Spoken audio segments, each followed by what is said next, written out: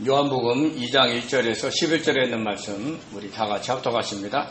사흘째 되던 날 갈릴리 가나에 혼례가 있어 예수의 어머니도 거기 계시고 예수와 그 제자들도 혼례의 청함을 받았더니 포도주가 떨어진지라 예수의 어머니가 예수에게 이르되 저들에게 포도주가 없다 하니 예수께서 이르시되 여자여 나와 무슨 상관이 있나이까 내 때가 아직 이르지 아니하였나이다.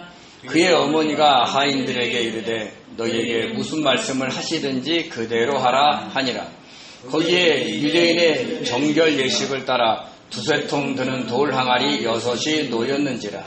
예수께서 그들에게 이르시되 항아리에 물을 채우라 하신즉 아기까지 채우니 이제는 떠서 연회장에게 갖다 주라 하시매 갖다 주었더니 연회장은 물로 된 포도주를 맛보고도 어디서 났는지 알지 못하되 물도온 하인들은 알더라. 연회장이 신랑을 불러 말하되 사람마다 먼저 좋은 포도주를 내고 취한 후에 낮은 것을 내거늘 그대는 지금까지 좋은 포도주를 두었도다 하니라. 예수께서 이 첫 표적을 갈릴리 가나에서 행하여 그의 영광을 나타내심에 제자들이 그를 믿으니라. 아멘. 기도합니다. 전능하신 하나님 감사드립니다. 하나님이 사랑하시는 성도님들이 모였습니다. 방송을 통해 참여합니다. 하나님 저희들의 심령을 여시고 귀한 생명의 말씀이 심겨주며 저희들이 조금이라도 주님을 향해서 변화될 수 있도록 축복하여 주옵소서. 아멘. 감사하며 예수님의 이름으로 기도드립니다. 아멘. 아멘. 주님은 제자들과 함께 갈릴리로 나가려 하시다가 빌립을 만나셨습니다. 그를 보자마자 나를 따르라고 하셨는데 빌립이 바로 순종을 했습니다. 놀라운 일이죠. 주님을 따르면서 주님과 대화를 했을 것입니다. 사도 요한과 안드레가 주님과 만나 대화한 것처럼 주님과 대화를 했을 것이고 그때 빌립도 깨달았습니다. 이 사람이 메시아구나 라고 말이죠. 그래서 안드레가 자신의 형제인 시몬에게 달려가 메시아를 만났다고 전한 것처럼 빌립도 나다나엘을 찾아가 모세가 율법에 기록하였고 여러 선지자가 기록한 그 일을 우리가 만났으니 요셉의 아들 나사렛 예수니라 하고 말했습니다.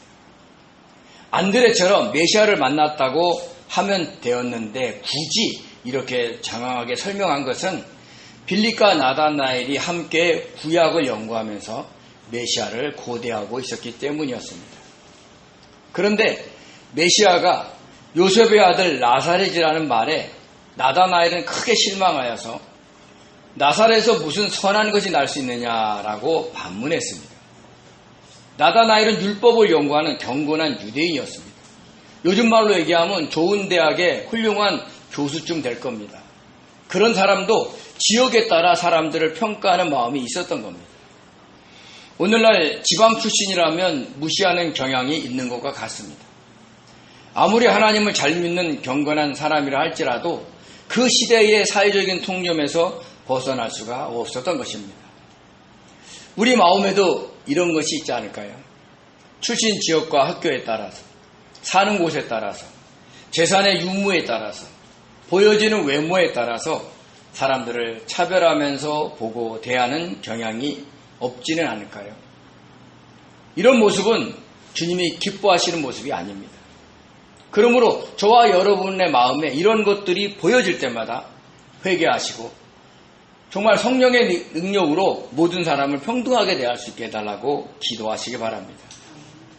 우리가 어떤 사람을 무시함으로 인해서 그 사람이 복음을 받아들이지 않을 수도 있고 또 믿음에서 떠날 수도 있기 때문입니다. 이렇게 나다나엘이 사회적인 통념으로 인해 다른 지역의 사람들을 무시하는 경향이 있었어도 자기의 유익을 위해서 다른 사람을 속이는 사람은 아니었습니다. 그래서 주님께서 나다나엘을 보시고 보라 이는 참으로 이스라엘 사람이라 그 속에 간사한 것이 없도다라고 말씀하셨던 겁니다. 처음 보는 사람이 자신을 정확하게 알자 놀라서 어떻게 나를 아시나이까라고 물었습니다. 그러자 주님은 빌립이 너를 부르기 전에 내가 무화과 나무 아래에 있을 때 보았노라 라고 말씀하셨습니다. 주님은 무소부지하신 하나님으로서 나다나엘이 누구이며 언제 어디서 무엇을 하고 있었는지 다 알고 계셨던 것입니다. 그런데 이 말을 듣고 나다나엘이 곧바로 라비여, 당신은 하나님의 아들이시오, 당신은 이스라엘의 임금이로소이다 라고 놀라운 신앙 고백을 합니다. 만나서 충분한 대화를 나눈 것도 아닌데 어떻게 이런 고백을 했을까를 추정해 보면 이스라엘 백성들에게 있어서 무화과 나무 아래는 솔로몬 왕 때 이루었던 그 평안의 시대를 상징했습니다. 당시에는 로마의 압좌에 있었기에 구약에서 예언한 메시아가 와서 그들을 물리치고 평안의 시대를 만들어 달라고 기도하고 있었던 것 같습니다.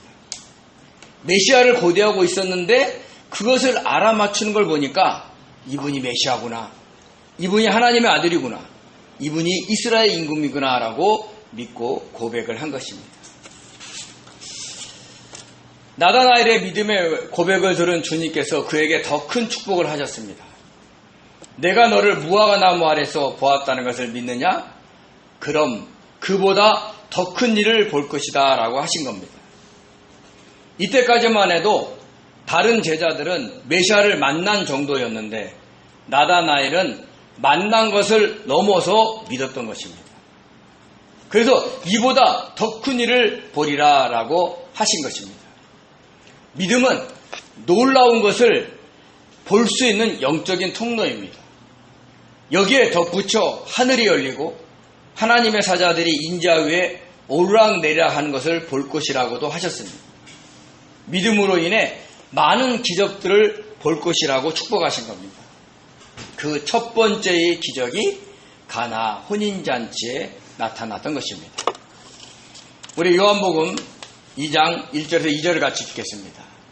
사흘째 되던 날 갈릴리 가나에 혼례가 있어 예수의 어머니도 거기 계시고 예수와 그의 제자들도 혼례의 청함을 받았더니. 아멘. 주님이 빌립과 나다나엘을 만난 후 사흘째 되던 날에 갈릴리 가나에서 혼인잔치가 있었는데 거기에 청함을 받은 겁니다. 근데 공교롭게도 이 갈릴리 가나가 바로 그 나다나엘의 고향이었던 거예요. 우리 요한복음 21장 2절을 같이 읽겠습니다.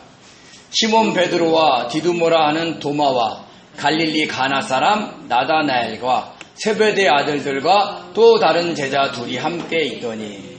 그러니까 부활하신 주님께서 제자들을 만났을 때 있었던 제자들을 명명했는데 그때 나다나엘을 향해서 갈릴리 가나 사람이다 라고 하면서 그가 가나 출신인 것을 성경에서 증명을 해준 것입니다. 주님이 나다나엘에게 믿느냐? 이보다 더 큰 일을 보리라고 했는데 그 나다나엘의 고향에서 혼례가 있었던 것입니다. 유대인들의 결혼 풍습은 신랑과 신부가 신부 집에서 정혼을 한 후, 즉 우리나라 말로 하면 약혼을 한 후 신랑은 아버지 집으로 돌아가서 1년이 넘도록 신부와 함께 지낼 집을 마련을 합니다. 이 기간 동안 신부는 결혼 생활에 필요한 물품들을 하나하나 준비를 하고 있습니다. 그리고 드디어 그날이 되면 신랑들은 친구들을 데리고 신부 집에 갑니다. 그리고 신부 집에 인사를 한 후 그 신부를 데리고 신랑 집으로 돌아온 후에 일주일 동안이나 2주일 동안 혼례잔치를 엽니다. 굉장한 잔치죠. 주변에 많은 사람들을 초대하고 그 기간 동안 음식이 떨어지지 않도록 최대한 많이 준비를 합니다. 특히 포도주는 절대로 떨어져서는 안 됩니다. 만약에 포도주나 다른 음식이 떨어지면 그때는 그 집안의 수치로서 많은 사람들에게 조롱거리가 될 수가 있었습니다.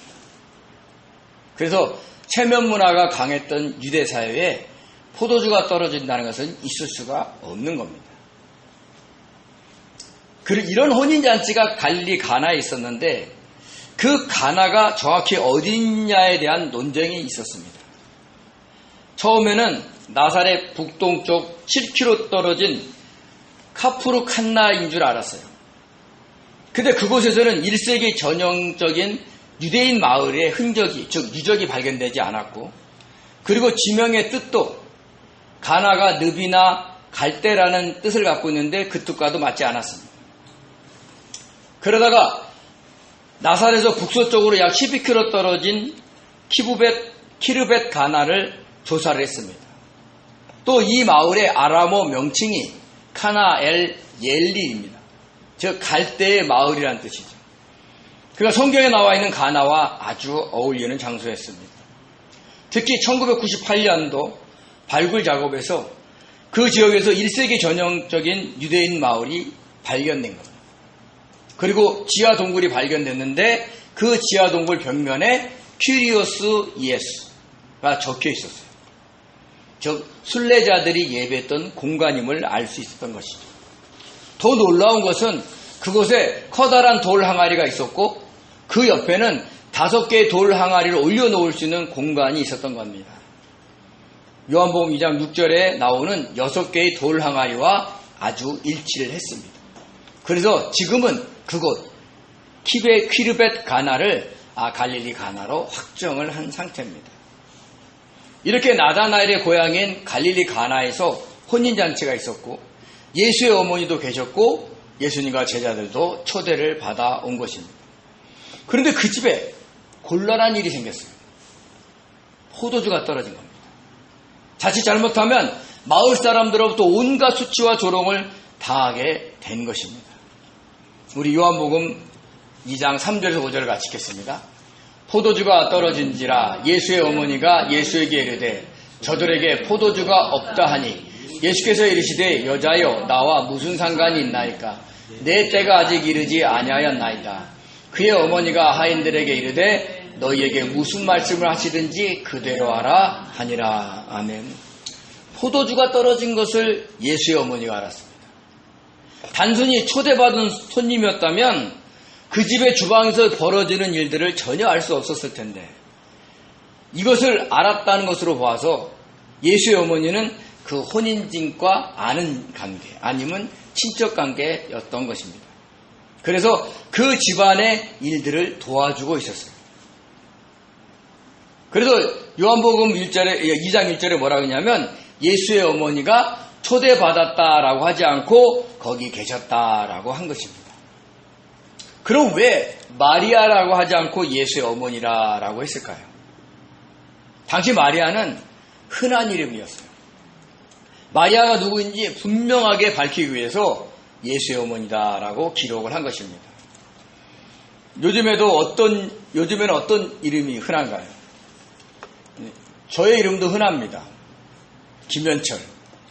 우선 유명하기로는 김영삼 대통령의 둘째 아들이 김현철이고 가수에서는 2명이나 있어요. 현철도 있고 김현철도 있고 또 개그맨도 있습니다. 또 목회자들도 있습니다. 그래서 저를 정확하게 부르려면 주임제교회 담임 목사 김현철이라고 해야 하는 것입니다.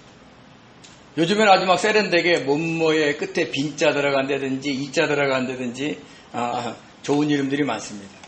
근데 당시에는 마리아라는 이름이 흔했어요. 막달라 마리아가 있었고 또 다른 마리아가 있었다라고 적을 정도였으니까요. 그래서 굳이 예수의 어머니다라고 기록을 한 것입니다. 포도주가 떨어졌다면 어떻게 해야 돼요? 주변에 있는 이웃에게 달려가서 구해야 하는데 예수의 어머니는 이 사실을 예수에게 말씀하셨습니다. 떨어지다의 헬라어 히스테리오는 너무 늦게 오다, 부족하다, 동나다라는 뜻이 있는데 과거 능동태 분사로 썼어요. 그러니까 거의 딱 떨어진 상태예요. 어디 가서 구해올 시간적인 여유가 없었던 겁니다. 그래서 예수에게 저들에게 포도주가 없다라고 말한 겁니다. 예수님은 자랄 때 어땠을까요? 부모님에게 효도했을까요? 아니면 요즘 젊은이처럼 틱틱거리고 어머니를 대했을까요? 예수님은 효도를 했을 겁니다. 30년 나사렛에서 살면서 한 번도 속썩이는 일을 하지 않았을 겁니다. 왜냐하면 예수님은 이 땅에서 율법을 완성하기 위해서 오신 분이었기에 부모를 공경하라는 계명을 철저히 지켰을 것이기 때문입니다. 그런데 여기서는 마치 반항하는 것처럼 말합니다. 여자여, 나와 무슨 상관이니까? 아직 내 때가 이르지 아니하나이다 라고 마치 귀찮다는 듯이 말하는 것처럼 보입니다. 근데 여기서 예수님은 마리아를 향해서 자신의 어머니를 향해서 어머니라고 하지 않고 여자여 라고 불렀어요. 우리나라 정서로는 아주 버르장머리가 없는 그런 호칭이 아닐 수 없습니다. 근데 당시 유대 사회에서는요, 여자여, 귀나이라는 호칭은요, 여인들을 향한 존중의 의사를 표시하는 호칭이었습니다. 복음서를 살펴보면 예수님은 공생애를 사역하는 동안 만나는 여인을 부를 때마다 여자여, 귀나이라고 부르신 것을 알 수 있습니다. 귀신 들린 자기 딸을 고쳐달라고 요청하는 가나 여인을 부를 때 여자여, 내 믿음이 크도다. 내 소원대로 되리라 라고 하셨습니다. 사마리아의 수가성 우물가에서 만난 여인을 부를 때 여자여, 내 말을 믿으라. 그렇게 얘기했습니다. 간음하다가 현장에 잡힌 여인을 부를 때도 여자여, 너를 고발하던 그들이 어디 있느냐 라고 이야기를 했습니다. 그리고 십자가 곁에 서 계신 어머니를 부를 때 여자여, 보소서 아들이니다 라고 사도 요한을 소개하는 장면이 나옵니다. 그럴 때마다 여자여, 귀나이라고 불렀던 겁니다. 그러니까 예수님 입장에서는 그 여인이 정숙한 여인이든 그렇지 않던 여인이든 항상 대하는 여인을 존중하면서 여자여라고 부르셨던 것입니다. 어머니도 사적으로는 어머니였는데 지금은 공적인 사역을 하는 동안에는 어머니 역시도 자기가 존중해야 될 여자였기 때문에 여자여라고 동일하게 대하신 것입니다. 그런데 어머니의 부탁을 거절하는 듯이 나와 무슨 상관이 있나이까 라고 한 것입니다. 그러니까 자신과 이 집안의 일과는 아무런 관계가 없다라는 뜻입니다. 그러면서 덧붙이기를 뭐라고 했냐면 아직 내 때가 이르지 아니하였다라고 이야기를 했습니다. 여기서 때의 헬라어 호라는요, 시간, 때, 시점, 그리고 적절한 때라는 뜻이 있습니다. 그러니까 여기서 내 때가 이르지 아니하였다라는 것은 공개적으로 드러내놓고 활동할 때가 아니라는 뜻입니다. 예수님은 이 땅에서 십자가에 못 박혀 죽기 위해 오셨습니다. 우리들의 죄사함을 위해서. 그래서 하나님의 때에 하나님이 정하신 그곳에서 십자가에 못 박혀 죽으셔야 하나님의 구속사역을 완성할 수 있었기 때문에 아주 조심하셨던 겁니다. 그래서 주님은 제자들에게 자신이 누구라고 아무에게도 말하지 말라고 당부하기도 했던 것이죠. 우리 마태복음 16장 20절 같이 읽겠습니다. 이에 제자들에게 경고하사 자기가 그리스도인 것을 아무에게도 이르지 말라 하시니라. 아멘. 주님은 가이사랴 빌립보에서 제자들에게 너희는 나를 누구라 하느냐라고 물으셨습니다. 그때 베드로가 고백합니다. 주는 그리스도시요 살아계신 하나님의 아들이니다 라고 고백을 한 겁니다. 그러자 베드로를 칭찬하시면서 그 믿음 위에 교회를 세우실 것을 약속하셨습니다. 그런 다음에 하신 말씀입니다. 자신이 메시아, 그리스도인 것을 절대로 알리지 말라는 것이었습니다. 자칫 백성들이 몰려올 수 있고 또 자기를 시기하는 대적자들의 방해로 인해서 하나님의 뜻을 이루지 못할까 봐 아주 조심했던 것입니다. 여기서도 마찬가지였습니다. 아직 주님이 본격적으로 활동할 때가 아니었는데 지금 이런 능력을 행하다 보면 자칫 잘못할까 봐 조심했던 겁니다. 그런데도 예수의 어머니는 하인들에게 이야기를 합니다. 너희에게 무슨 말씀을 하든지 그대로 하라 라고 말이죠.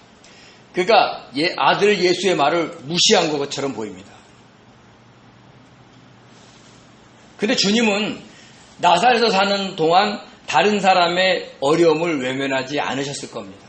왜냐? 율법에 가난한 자, 고아와 가부, 나그네를 돌보라고 했기 때문에 율법을 철저히 지켰던 주님이 곤란에 처한 이웃에게 절대로 외면하지 않고 그들을 도와주셨을 거니까요. 그 과정에서 성경에 기록되어 있진 않지만 어떤 놀라운 기적을 행하시기도 하셨을 겁니다. 이 모든 과정을 마리아, 즉 예수의 어머니가 알고 있었기 때문에 예수에게 말씀하신 것이고 하인에게 명령을 한 겁니다. 근데 예수의 어머니는 포도주가 떨어졌다고만 했지 어떻게 해달라고 요구하지 않았다는 것을 주목해야 합니다. 어떻게 해서든지 예수께서 하실 것이고 그런 능력이 있음을 알았기에 하인에게 순종하기만 하라라고 한 것입니다. 저와 여러분의 기도가 이래야 한다는 거예요. 주님께 문제만 말하고 그 문제가 어떻게 되었으면 좋겠다라고 말하지 않아야 하는 겁니다. 주님, 이 문제가 이렇게 했으면 좋겠습니다. 그렇게 되게 해주기를 원합니다. 그렇게 기도했는데 그대로 안 됐어. 그거보다는 약간 좀 자기 마음에 덜 차. 그렇게 응답이 오면 사람이 감사할까요? 감사하지 않을까요? 감사하지 않게 됩니다. 그래서 그 문제가 어떻게 되었으면 좋겠다라고 말하지 않아야 하는 겁니다. 그러면서 믿어야 돼요. 주님께서 우리들에게 가장 좋은 것으로 주실 줄 알고 기다려야 하는 것입니다. 자신이 바라는 대로 되든 그렇지 않든 기다려야 합니다. 그리고 응답하시면 어떤 결과이든 감사함으로 받아들여야 한다는 것을 잊지 마시기 바랍니다. 예수의 어머니가 그렇게 한 거예요.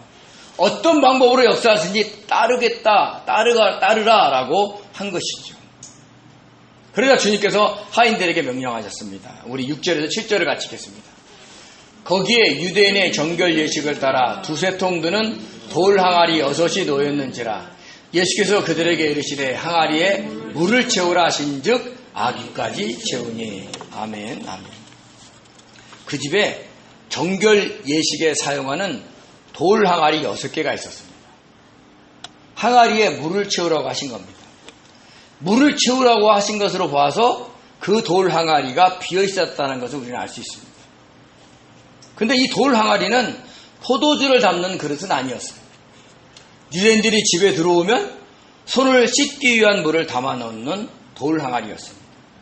또 때로는 잔과 대접을 씻기도 했을 겁니다. 그런 돌 항아리를 6개만 두는 이유가 있어요. 그러니까 각 유대 마을에 집집마다 다 6개만 뒀다는 거예요. 왜 그랬을까요?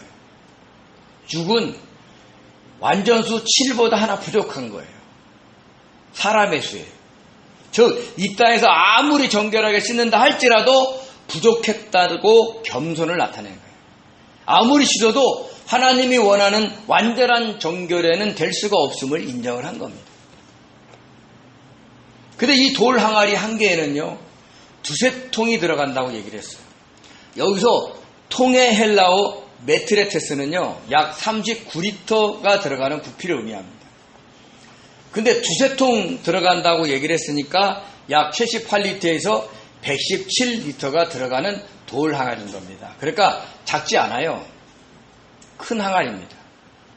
그런데 그게 6개가 있다고 했으니까 약 450리터에서 700리터에 달하는 양이었다는 것이죠. 우리가 아는 이 와인의 750ml의 와인병으로 환산하면 600병이나 900병이 되는 어마어마한 양입니다. 그런데 이 6개의 돌 항아리가 비었다는 게 어떤 뜻이에요? 그만큼 초대 손님이 많았다는 거죠. 그 사람들이 들어올 때마다 손을 씻을 테니까요. 그런데 신랑집에서 그렇게 많은 손님이 오실 줄 모르고 포도주를 준비했다가 떨어진 겁니다. 보통 손님을 초대하면 다 옵니까? 아니에요. 각자의 형편에 따라 오지 못하는 경우도 많습니다. 근데 이때만은 초대한 대부분의 사람들이 온 것 같습니다. 그래서 하인들은 예수의 어머니의 말대로 묵묵히 예수의 명령에 따라 돌 항아리에 물을 갖다 부었습니다. 항아리가 크니까 절반쯤 채웠을 때 예수님이 그만 이래야 되는데 말이 없어요. 그래서 할 수 없이 아구까지 채운 겁니다. 근데 그 중간에 어떤 하인도 예수님 이만큼 채웠으면 됐습니까? 라고 묻질 않습니다. 무조건 순종합니다. 쉬운 일은 아니었어요. 힘들고 지쳤을 겁니다. 그래도 멈추지도 못했어요. 그래도 순종을 한 겁니다. 저와 여러분들도 주님의 뜻이라면 이런 자세로 순종해야 합니다. 인간적인 생각, 합리적인 방법을 다 뒤로 하고 주님이 하라고 하시는 대로 해야 합니다. 그러기 위해서는요, 그것이 주님의 뜻인지 정확하게 분별할 수 있도록 성령의 조명하심을 구해야 하는 겁니다. 그런 후에 주님의 뜻이라면 주님이 그만하면 됐다 명령하실 때까지 순종해야 하는 것을 잊지 마시기 바랍니다. 물이 아구까지 찼어요. 아구까지 찼으면 이렇게 약간 부풀어 올 때까지 아슬아슬하게 채웠을까요? 아니면 흘러 넘쳤을까요? 조금씩 넘쳤을 거예요. 그것을 보시고 예수님께서 이제 연회장에 갖다 주라 라고 하셨어요.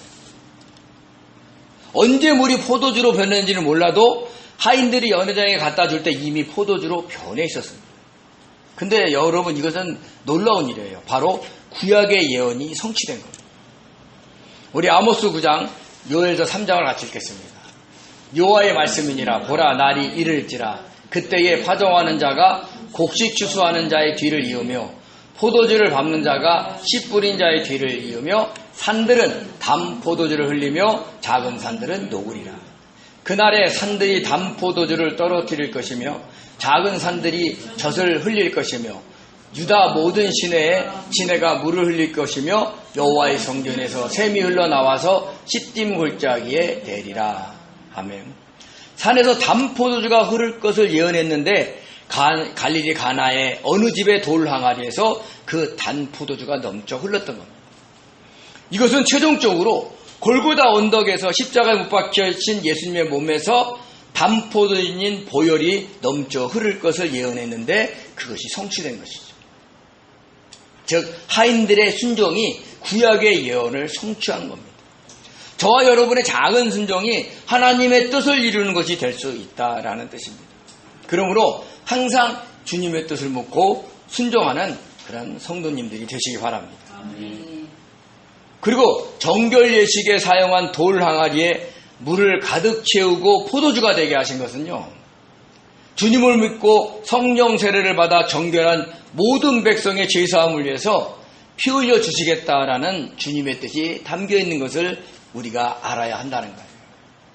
그래서 굳이 다른 통도 있었는데 정결 예식에 사용했던 돌 항아리에 물을 채우라라고 하신 겁니다. 그 넘쳐 흐르는 물을, 그 포도주를 연회장에게 갖다 주라 하신 것이죠. 우리 요한복음 2장 8절에서 9절을 같이 읽겠습니다. 이제는 떠서 연회장에게 갖다 주라 하시매 갖다 주었더니 연회장은 물로 된 포도주를 맛보고도 어디서 났는지 알지 못하되 물도온 하인들은 알더라. 연회장이 신랑을 불러 말하되 사람마다 먼저 좋은 포도주를 내고 취한 후에 낮은 것을 내거늘 그대는 지금까지 좋은 포도주를 두었도다 하니라. 아멘. 아멘. 우리가 연회장이라고 하니까 혼인잔치가 열리는 장소로 생각하는 분이 있어요. 저도 예전에 그랬습니다. 근데 이것은 어떤 사람을 지칭하는 말입니다. 연회장의 헬라어 아르키 트리클리노스는요, 식당장, 연회장이라는 뜻이 있는데 지배하다, 다스리다의 헬라어 아르코와 세 개의 침상이 있는 방 트리클리논의 합성어입니다.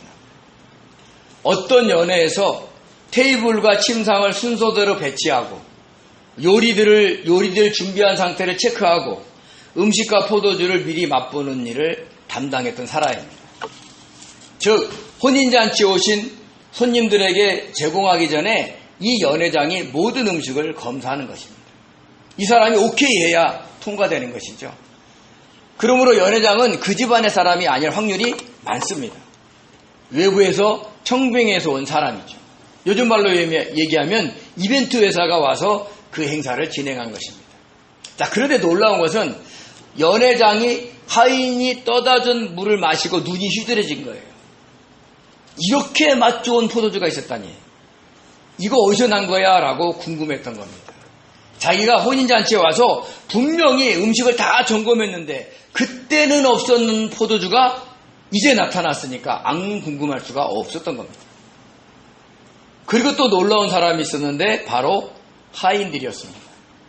자신들이 떠다 준 물을 갖다 주었는데 그것이 맛 좋은 포도주가 되었으니까 얼마나 놀랐겠어요.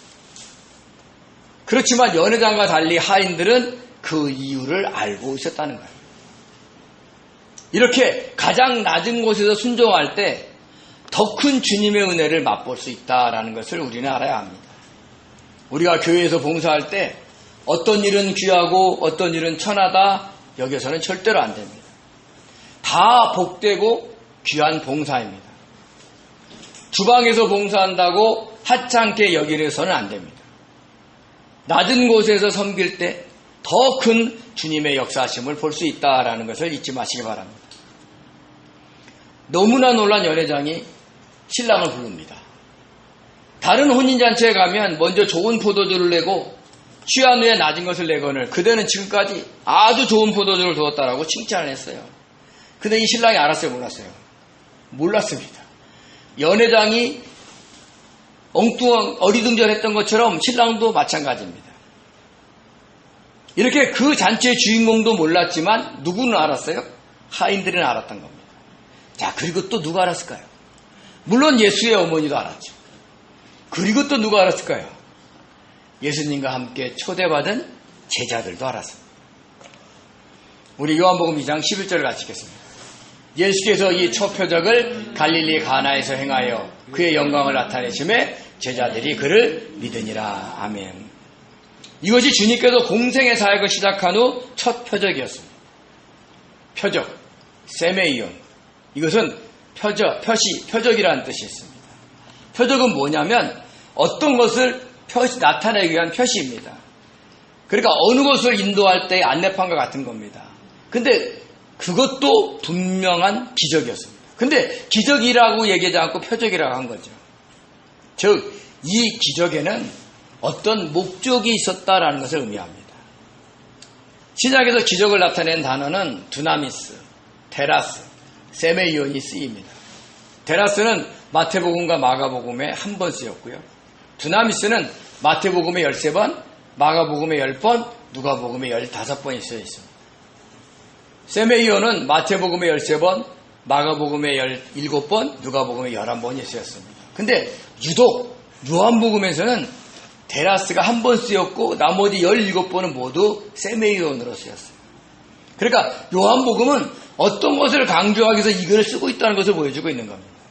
그 첫 번째 표적이 갈릴리 가나 혼인잔치에서 물로 포도주를 만드신 사건이었던 겁니다. 근데 그것이 예수의 영광을 나타냈다라고 한 거예요. 왜 그랬을까요?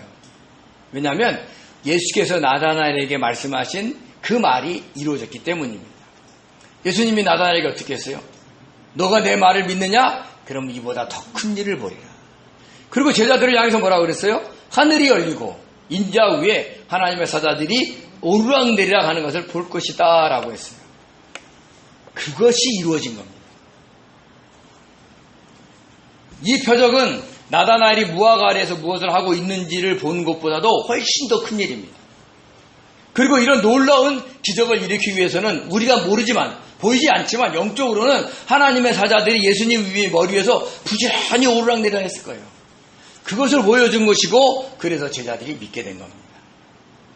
그동안 모인 제자들은 메시아를 만났다고 하면서 메시아이신 예수님을 안 것뿐입니다. 그렇지만 나다나엘만은 예수님의 말을 믿었습니다. 예수님을 믿은 거죠. 그런데 이번 일을 계기로 예수님을 따르던 모든 제자들이 믿게 된 겁니다. 이것이 가나 혼인잔치에서 일으킨 표적의 목적이었던 거예요. 우리 요한복음 20장 31절을 같이 읽겠습니다.